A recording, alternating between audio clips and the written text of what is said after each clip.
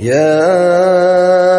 أيها النبي حرض المؤمنين على القتال إن يكن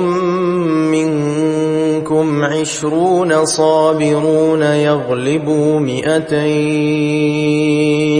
وإن يكن منكم 100 يغلبوا 1000 من الذين كفروا بأنهم قوم لا يفقهون الآن خفف الله عنكم وعلم أن فيكم ضعفا فإن يكن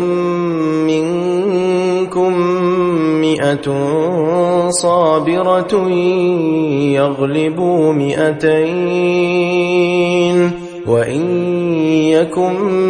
منكم 1000 يغلبوا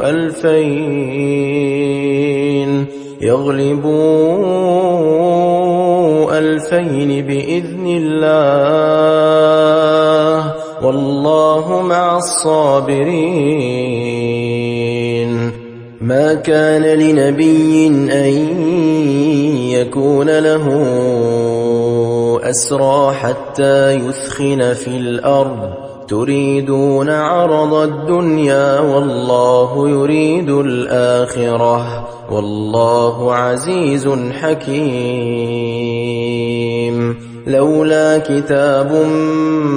من الله سبق لمسكم فيما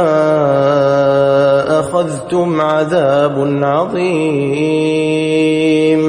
فكلوا مما غنمتم حلالا طيبا واتقوا الله